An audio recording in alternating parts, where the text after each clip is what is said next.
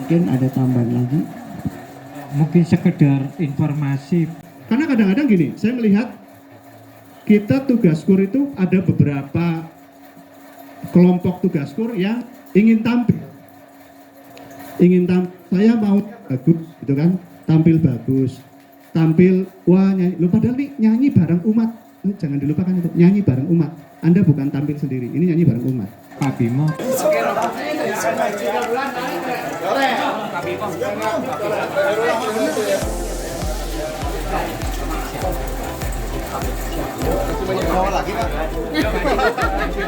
Beginilah suasana saat berlangsung temu pastoral di wilayah 17 Paroki Serpong, Gereja Santa Monica, pertengahan Mei 2026.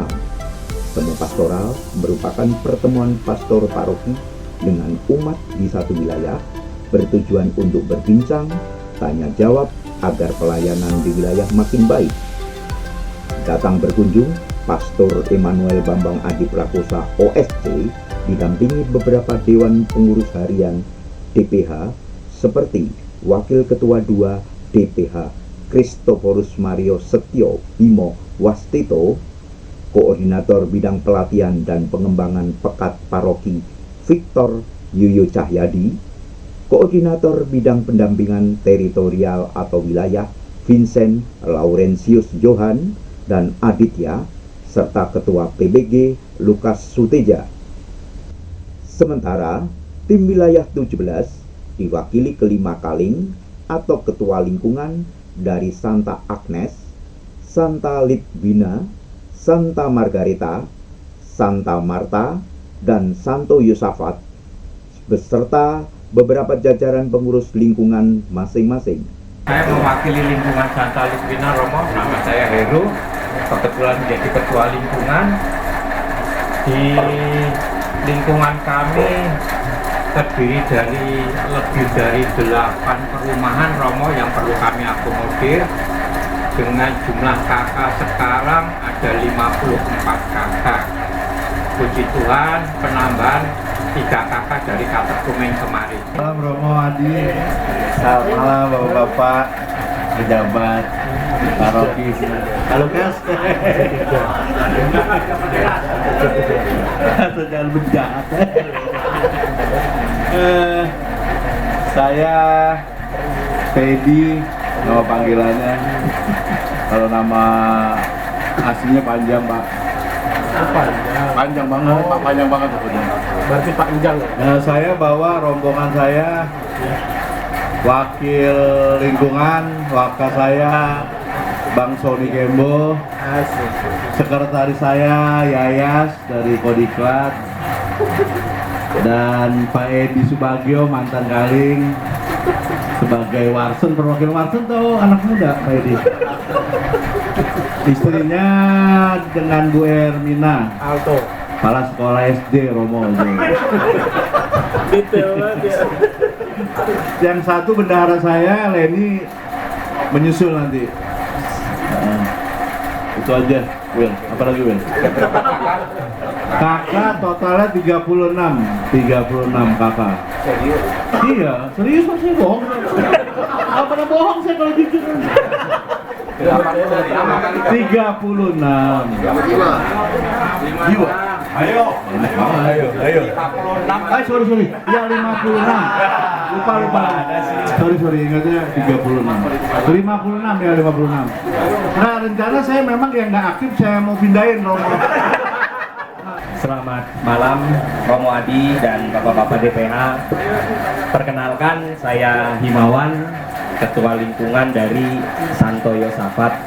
Kebetulan Santo Yosafat sudah ada kurang lebih hampir 82 kakak dan tertulis, tapi yang aktif mungkin hanya beberapa. Sama kayak saya. Dan di Yosafat sendiri itu terdiri dari 5 klaster dibagi. Kebetulan saya hadir dengan wakil ketua lingkungan saya Pak Indra dan seksi SPKSM saya dengan Bapak Tri. Terima kasih Romo, Adi, dan Bapak-Bapak DPH. Saya mau sombong dikit nih Romo. Lingkungan saya itu lingkungan paling senior katanya. Karena sebelum adanya paroki kita sudah muncul loh Romo. Dulu kita gerejanya menginduk di Santa Maria Tangerang. Kalau enggak kita waktu zamannya ada gereja apa ya itu ya di Villa Melati Mas itu bukan Ambrosius, masih stasi mau. Kita sudah ada, jadi sekarang ini penduduknya banyak yang sudah warsen mau gitu. Jumlahnya kebetulan kemarin saya baru rapi-rapi ya. Itu yang nggak aktif udah saya tendangin semua tuh mau. Maksudnya tendangin itu bukan diusir mau, tapi WA grupnya yang sudah nggak aktif saya tawarkan gimana masih Bapak Ibu masih mau bergabung tidak. Ternyata mereka banyak juga yang sudah pindah ke lingkungan lain. Jadi saya removein aja biar mungkin rasanya mereka mau keluar juga nggak enak ya mau ya, jadi daripada nggak ada kepentingan ya mohon izin ya saya remove, saya bilang begitu. Jadi kakaknya aktif terkumpul ada 50 kakak. Terima kasih Romo.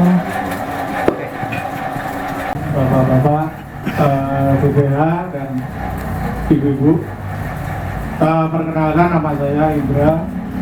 Saya salin di Marta sebagai tuan rumah dari sini.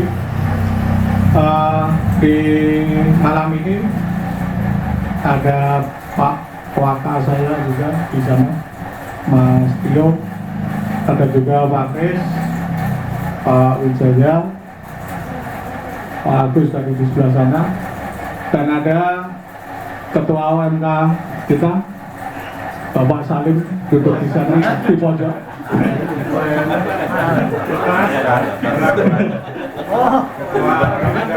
Itu paling muda.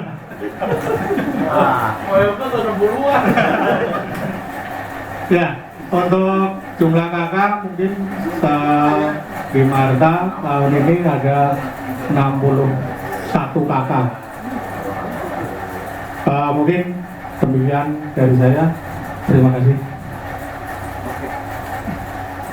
Memanfaatkan momen berharga tersebut, para pengurus dari 5 lingkungan langsung curhat permasalahan pelayanan di lingkungan masing-masing, dari soal liturgis, pemberdayaan ekonomi, tugas KOR, tugas tata laksana, tugas parkir, atau tugas lain yang melibatkan umat. Tentang ya curhatan lah, intinya begini. Alangkah enaknya jadi kaling dan wakaling jika pengurus itu memahami tugasnya masing-masing. Karena terkadang ada pengurus yang tidak paham dengan tugasnya apa sih, kan begitu. Itu yang pertama. Sehingga kami minta agar paroki bisa membuat pendampingan ataupun pembekalan lah untuk semua kepengurusan yang ada di lingkungan. Jadi kalau mereka paham, otomatis mereka bisa berkarya, sehingga tinggal kaling dan wakaling itu mengkoordinir kegiatan tersebut. Karena sekarang ini ada yang curhat bahwa semuanya harus ditanganin kaling, Romo. Jadi sementara dia juga punya kegiatan internal dan sebagainya. Ini yang perlu kami sampaikan, itu yang pertama. Yang kedua masih tentang kegiatan, khususnya kegiatan wilayah, lebih spesifik pada tugas KOR. Tugas KOR wilayah ini merupakan kebersamaan dari 5 lingkungan. Jadi kalau bisa di dalam pengaturan jadwal tugas KOR lingkungan itu tidak nyatu dengan wilayah dalam bulan yang sama. Setidak-tidaknya H-1 lah. Misal tugas wilayah itu di Februari, janganlah di Januari itu ada tugas KOR lingkungan, sehingga persiapannya bisa dilakukan semua lingkungan.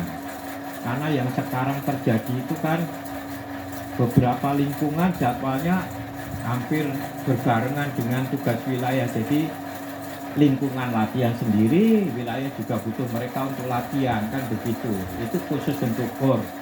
Selain KUR, seperti nyaman Romo, pawak, parkir dan sebagainya aman. Saya melihat di paroki itu beberapa seksi terkait sudah melakukan sosialisasi ke pengurus masing-masing. Problemnya kalau nggak datang.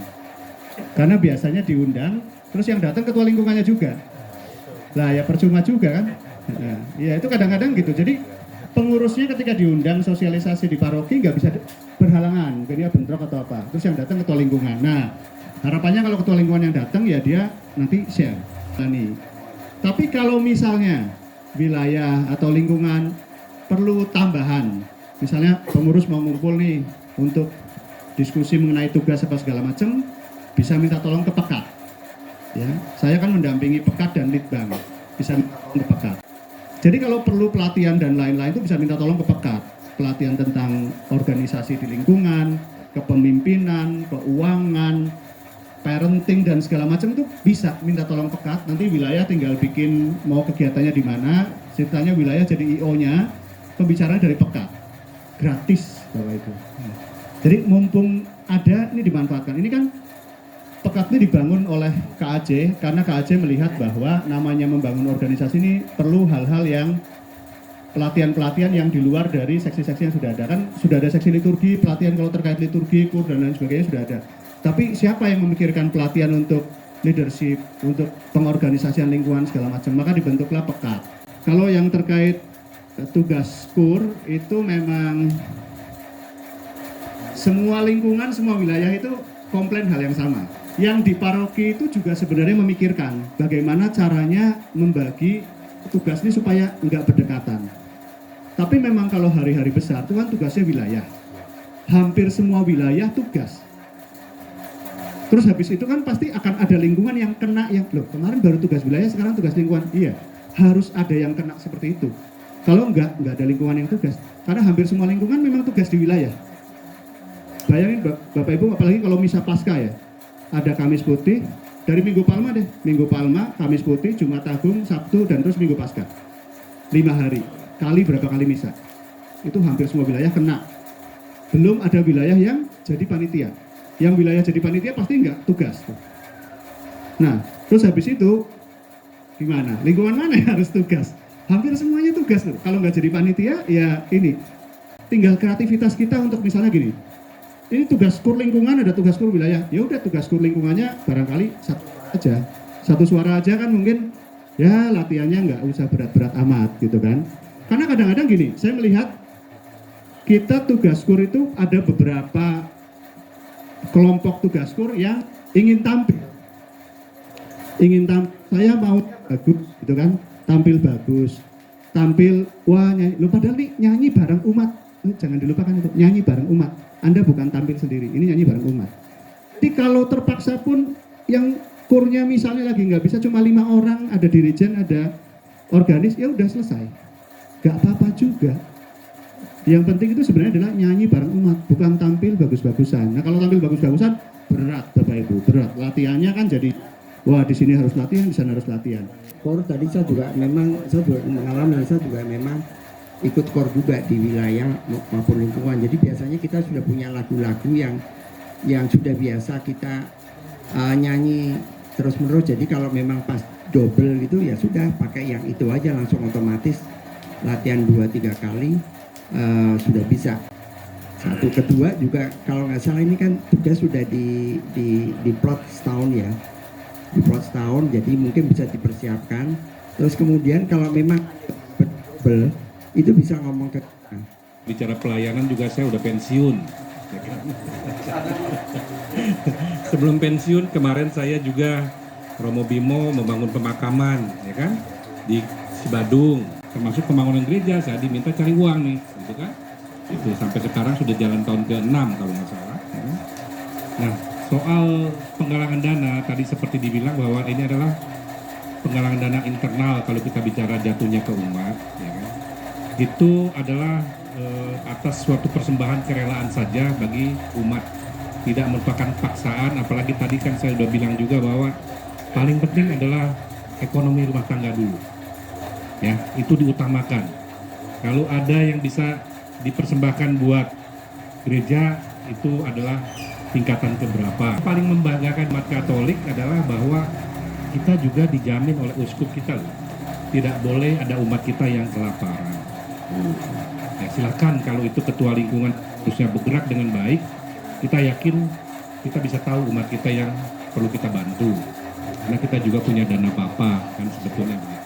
Tidak boleh ada umat kita yang matinya tidak diurus. Nah, paling bersyukur yaitu di Paroki Serpong ini kita punya pemakaman. Ya. Terus terang ada kebingungan di kami kalau misalnya ada misa di lingkungan atau apa, romonya dari luar. Terus kami ada kolektor itu masuk ke gereja kita atau gereja dari romo yang memimpin misa itu. Ini untuk pertanyaannya. Terima kasih. Baik, makasih Bu. Kolektor itu dikumpulkan atas nama umat untuk gereja di mana gerejanya berada. Jadi bukan di bawah pastornya. Karena pastor pasti sudah dapat stipendium kan. Ya, jadi jangan double, kasihan. Ya. Biar dikit-dikit bantu. Jadi kolektor itu karena ada misa, maka ada kolektor. Nah, tadi prinsip kolektor kan tadi itu untuk membantu paroki setempat, ya, untuk operasional dan sebagainya. Nah, kalau beda dengan ketua lingkungan kan, pertemuan lingkungan ya untuk kas lingkungan. Kesempatan itulah boleh, tapi jangan namanya kolektor. Kalau kolektor berkaitan dengan misa. Jadi setiap kolektor pasti ya memang nggak dipaksa. Karena ada misal orang duka kok kolektor sekarang ya malu juga kan ya. Tapi istilah kolektor berkaitan dengan misa. Kalau ibadat ya itulah untuk kas lingkungan, untuk operasional, untuk apa. Kalau nggak ada pun kami juga nggak akan, mana ada kolektor nggak pulang-pulang, nggak juga ya. Nggak pamit-pamit mana kalau belum dikasih ini nggak pamit-pamit juga enggak kan. Nggak ada stipendium juga nggak masalah, nggak tanya, nggak muter lagi kok ketinggalan sepatu saya itu enggak. Kirain Romo nungguin terus. Ya makanya salamnya nggak selesai kan mau pulang karena belum dapat enggak ya itu enggak. Lumrah saja jika persoalan antar lingkungan berbeda, mengingat karakter atau kondisi umatnya juga berbeda. Yang nyaris sama, ternyata di wilayah 17 cukup banyak umat yang telah dan mau memasuki usia pensiun. Tak pelak, post power syndrome mengintai. Post power syndrome dikenal sebagai kondisi psikologis di mana seseorang mengalami kesulitan menerima kenyataan dan merasa cemas setelah kehilangan kekuasaan, jabatan, atau rutinitas yang dulu mereka miliki. Menghindari efek buruk gangguan psikologis tersebut, maka butuh upaya pencegahan. Baik, selamat malam Romo dan tim dari paroki. Saya ini mungkin curhat. Mungkin seperti dikatakan dari lingkungan Margareta tadi, daerah sini 17 ini termasuk wilayah yang tertua. Yang menjadi curhatan saya adalah ada beberapa warga lingkungan yang sudah mulai pensiun. Kalau yang pensiun itu ASN mungkin masih ada lah.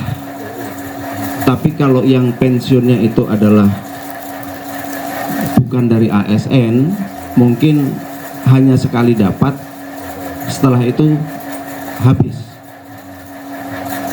Nah, kebetulan ya ini mungkin kasusnya ada beberapa, tapi dari mata saya melihat bahwa penyakit itu munculnya kadang-kadang bukan dari apa namanya ya, memang sakit dari awalnya memang sakit, tapi dari kecemasan, berawal dari kecemasan. Misalkan ini saya contohkan diri saya, misalkan saya pensiun dari bekerja di salah satu perusahaan, saya punya pesangon, terus pesangon itu saya pakai untuk membuka usaha, saya pakai buat usaha gagal, timbullah kecemasan, aku nanti mau makan apa.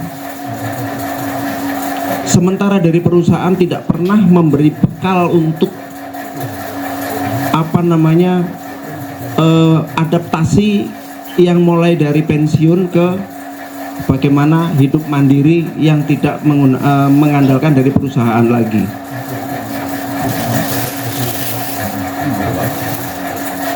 Akhirnya timbul apa? Dari sakit berkepanjangan.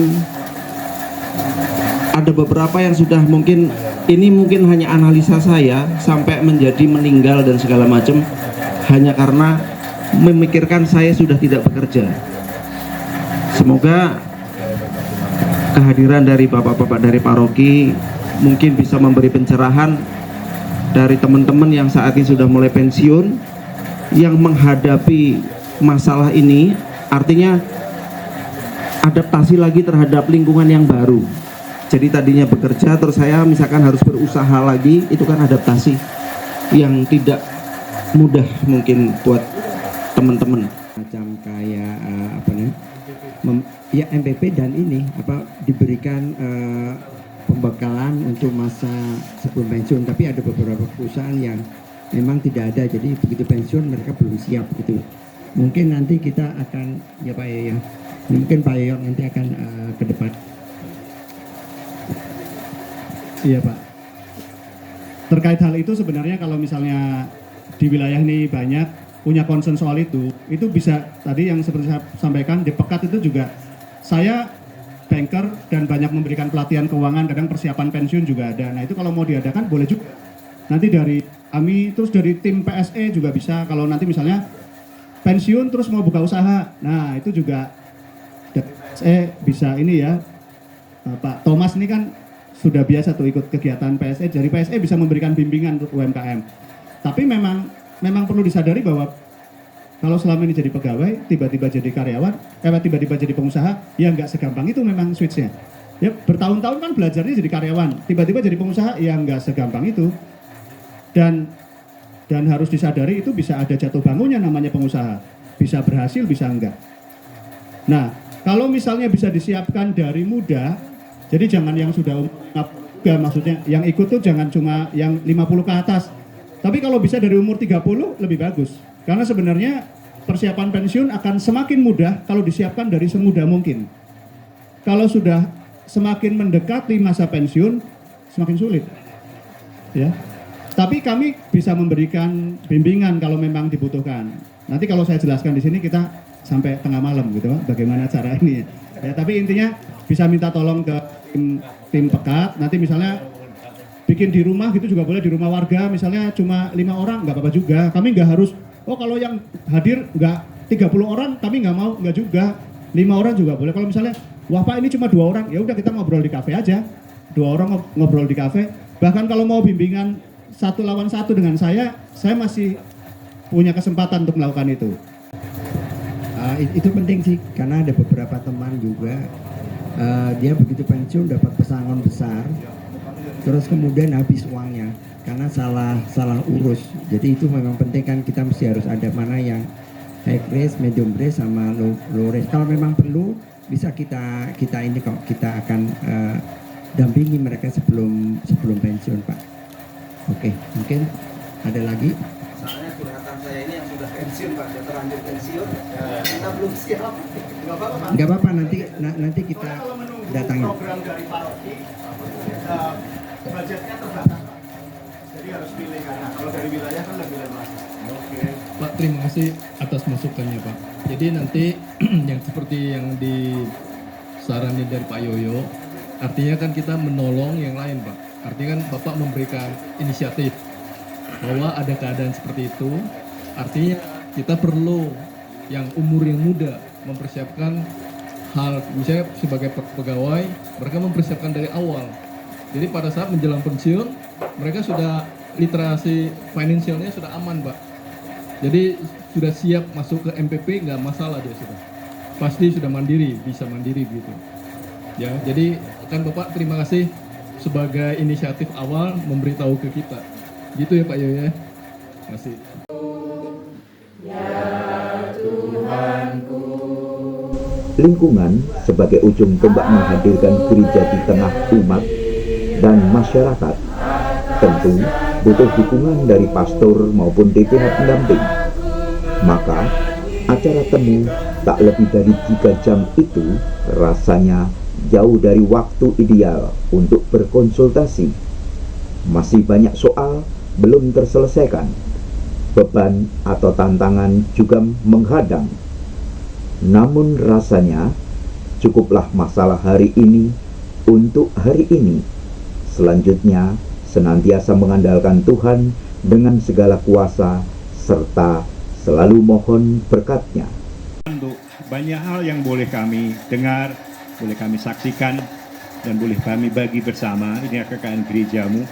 Semoga mereka semua Kau berkati hari-harinya, Kau berkati keluarganya, Kau berkati usahanya, dan juga Kau berkati hidup untuk lebih berarti bagi sesama dan juga masyarakat yang ada.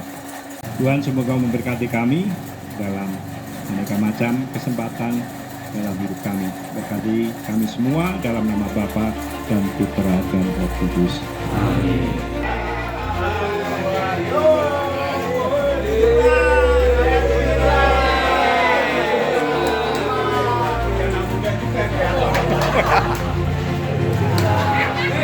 Tahan,